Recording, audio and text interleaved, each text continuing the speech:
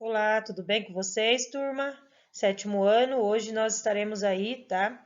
Com mais uma aula de história e desta vez, né, com a correção de exercícios do livro aí, que se inicia na página 26. Então, pega o seu livro para que você possa acompanhar a professora Tati nessa correção, tá? Espero que todos vocês tenham feito essa lição de casa, que eu já havia passado desde a semana passada, tá? Então, não admito que vocês não tenham feito, porque, né, faz dias que eu já passei.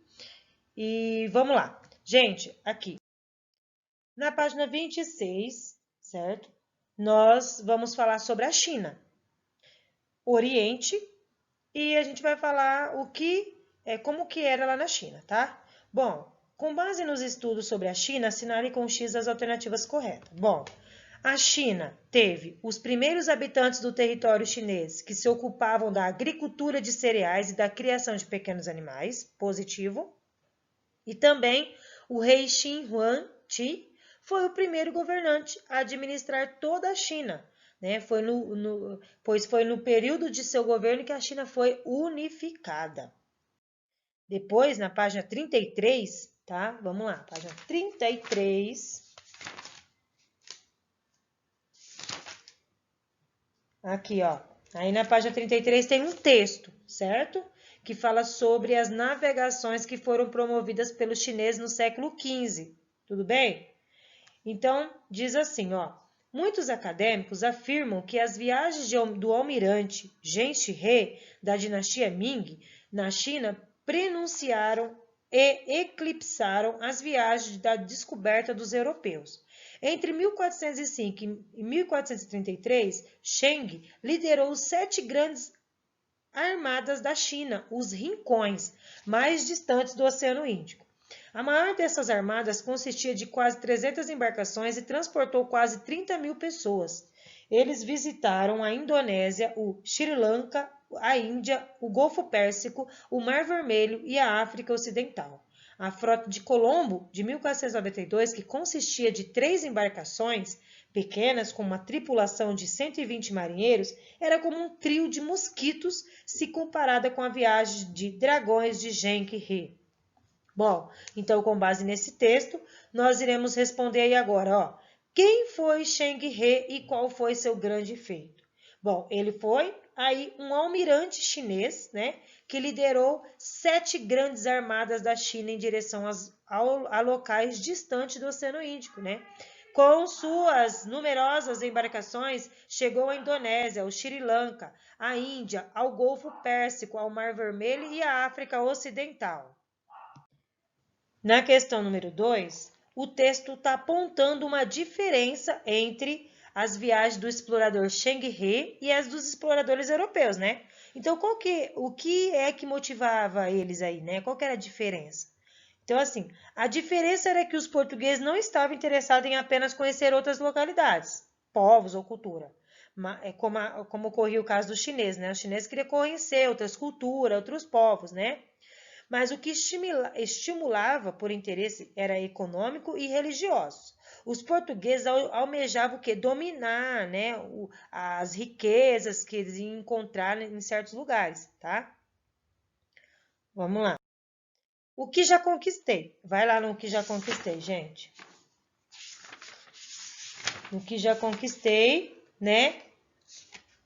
Você já explique por que a Ásia é um continente com muitas histórias. Bom, a Ásia ela é um continente com muitas histórias, por quê? Porque nela, ali, existem vários povos, várias religiões, culturas, né? E a geografia é muito diversas, tá?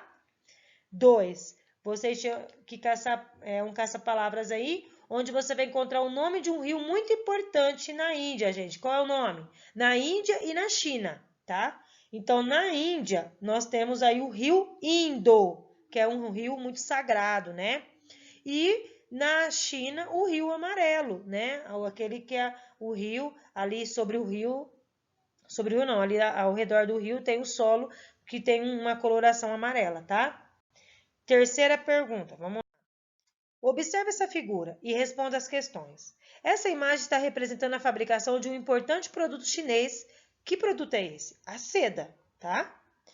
A B, qual foi a importância da fabricação e do comércio desses produtos para os povos orientais e ocidentais entre o século, né, 15 e 17? Bom, a construção da Rota da Seda, em que se praticava o comércio da seda e especiarias, e o intercâmbio entre as culturas ocidentais e orientais, tá? Então, isso daí é uma grande importância para o comércio. Vamos lá. Página 36, gente. A divisão da sociedade indiana baseava-se no sistema de castas. Lembra lá como era dividido?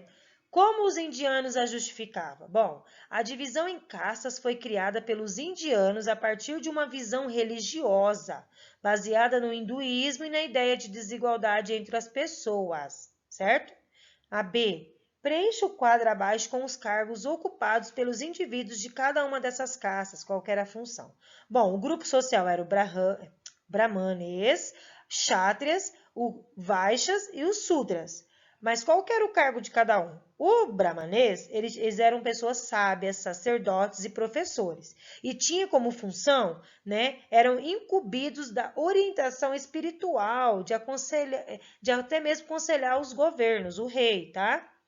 Os Kshatriyas, eles eram guerreiros, então eles eram encarregados de manter o quê? A ordem política e garantir a proteção da sociedade, tá? A segurança da sociedade. Os Vaixas eram comerciantes, artesãos e grandes proprietários de terra. Eles eram responsáveis pela economia da sociedade, tudo bem? Os Sudras eram trabalhadores braçais, né, como os escravos. Deveriam seguir os desígnios das outras 3 classes superiores a eles aí, que é essas daí, tá bom? Página 36, né? Vamos lá ainda. Na 5ª pergunta. Preencha o esquema a seguir com os nomes dos grupos sociais existentes no Japão medieval, considerando-se as respectivas funções. Bom, quem eram aí os proprietários de terra lá no Japão? Chamado de shongus, tá? Em troca de moradia e de proteção, faziam trabalhos gratuitos. Quem, gente? Sempre quem? Os servos camponeses, né? Eram guerreiros que protegiam as terras dos senhores, os samurais. Os samurais. Eles eram guerreiros, tá? 6ª pergunta. Sobre o contato, né, entre os portugueses e asiáticos, assine com V as afirmativas verdadeiras e com F as falsas. Bom, na A, ela é uma alternativa falsa. Por quê? Porque denomina-se Índias, a região que era habitada pelos povos nativos da Índia atual? Não, né? A B. Os portugueses chegaram às Índias no ano de 1498 por meio de viagem do Vasco da Gama? Positivo. C. A cidade de Calicut foi colonizada pelos portugueses e tornou-se um importante cenário, né, comercial indiano? Falsa. A D. A língua portuguesa é falada em alguns lugares da Índia e da China até os dias atuais? Verdadeira. E. A cidade de Nagasaki, no Japão, ela foi colonizada por missionários jesuítas? Verdadeiro. Muito bem. Pessoal, eu espero que vocês façam aí a correção com muito capricho, tá? Eu acredito no potencial dos meus alunos, né? Eu acredito no potencial de cada um de vocês. Então, quero que vocês façam essa correção, não deixe de realizar essa correção, porque quando nós retornarmos, né, às aulas presenciais, eu irei vistar livro por livro, caderno por caderno, porque eu irei dar pontos adicionais sobre isso, tá? Então, é a sua chance, esse momento de você estar aí, né, fazendo as lições, não deixa a desejar, tá? Não deixa de realizar as suas lições, não. Lembre sempre daquilo que a professora Tati fala. Lute, se esforce, dê o seu melhor. Quanto mais você estudar, mais próximo dos seus sonhos vocês estarão, tá? Ó, um beijinho no coração de cada um. Estou com muita saudade. Nos veremos aí nas próximas aulas. E se Deus nos permitir, eu creio que Ele vai permitir, né? Porque isso é uma vontade nossa de estarmos sempre juntos. Tudo bem? Então, até mais. Beijinhos, qualquer dúvida me chame no particular, lá no privado, no WhatsApp, tá bom? Beijos.